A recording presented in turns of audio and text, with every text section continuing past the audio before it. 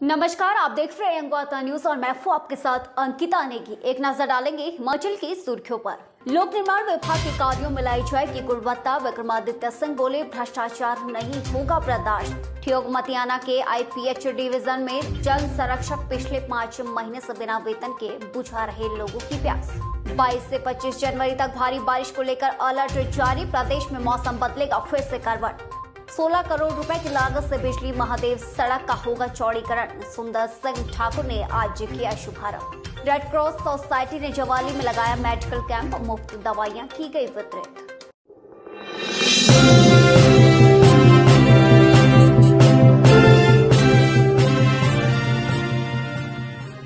रुक करेंगे हिमाचल के अहम खबरों की ओर।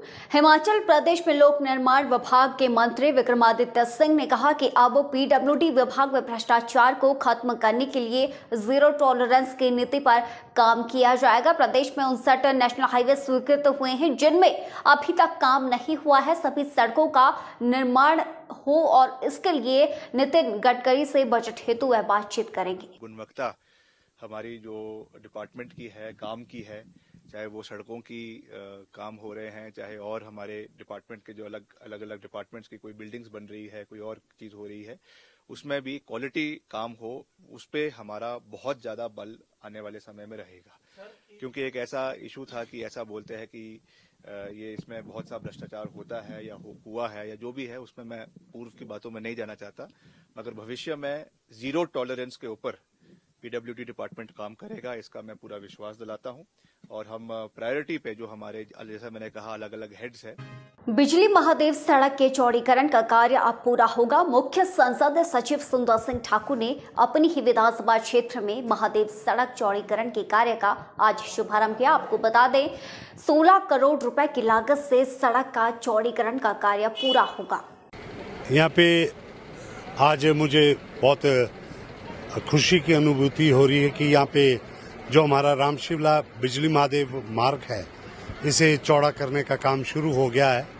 ये PMGSY स्टेज 3 में जो था, फेज 3 जो है, उसमें ये जो इसकी स्वीकृति है और लगभग 16 करोड़ से ऊपर का इसका जो है बजट है। और ऐसे में मैं समझता हूँ कि ये 5 साल की contract. Theog Matiyana IPH division में जल संरक्षक पिछले 5 महीने से बिना वेतन के लोगों की प्यास बुझा रहे हैं। CPIM के विधायक रहे राकेश सिंघा की अगुवाई में आज जल निगम के दफ्तर टूटीकंडी पहुंचे और इंजीनियर इन चीफ को ज्ञापन दिया। इसके दौरान कहा कि सरकार का तंत्र कानून की उल्लंघना कर रहा है। आगे CPIM के विधायक रहे राकेश सिंघा ने बड़ी बात कही कि मामला बहुत साफ और स्पष्ट है। सरकार का तंत्र कानून की उल्लंघना कर रहा है। ये सुप्रीम कोर्ट ने कहा है कि मॉडल एम्प्लॉयर गवर्नमेंट होती है, लेकिन कैसी मॉडल एम्प्लॉयर है ये सरकार और ये महकमा। आपने 5 महीने से वेतन नहीं दिया है। जो सबसे महत्वपूर्ण हिस्सा है पानी को वितरित करने के लिए, ये जल रक्षक है।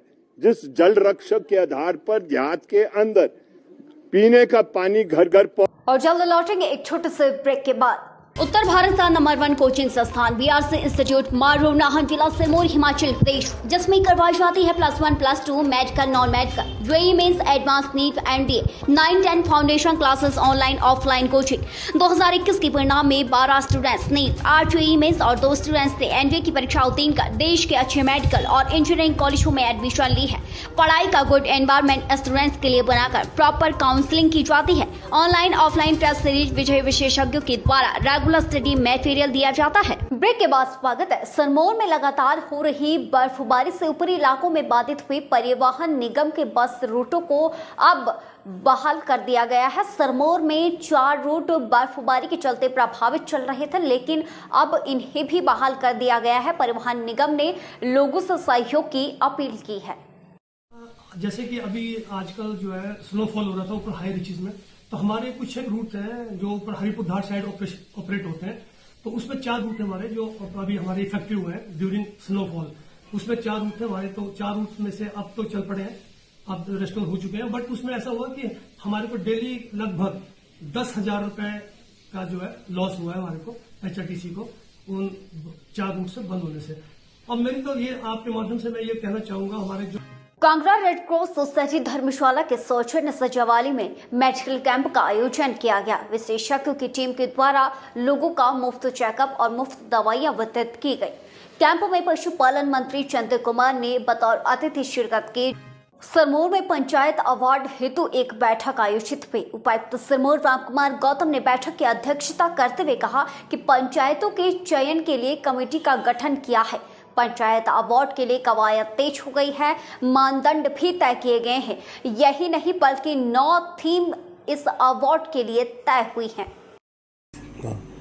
जो हमारे सस्टेनेबल डेवलपमेंट गोल हैं, जो 2030 में जो टारगेट दिए गए UNDP के माध्यम से, उनको पूर्ण करने के लिए हमने हाल में ही बैठक करी है और उसमें एक कमेटी बनाई गई है। जो कमेटी जो है पंचायत लेवल पे और ब्लॉक लेवल पे और डिस्ट्रिक्ट लेवल पे होगी और पंचायत लेवल से जो नॉमिनेशंस आएंगे वो नॉमिनेशंस को ब्लॉक और डिस्ट्रिक्ट लेवल कमेटी द्वारा वेरीफाई किया जाएगा और फिर उनको आगे स्टेट लेवल कमेटी को प्रेषित किया जाएगा ताकि वो वहां पे उनके जो अवार्ड के लिए जो भी चयन करना।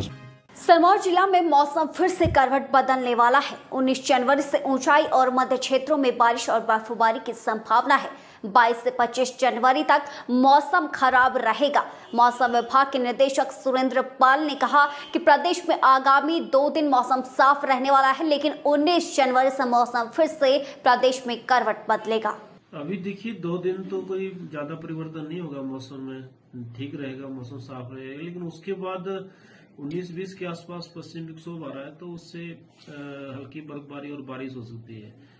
खासकर जो ऊंचाई वाले क्षेत्र है वहां पे और कुछ मध्यम क्षेत्र के जो एरियाज है वहां पे भी संभावना है।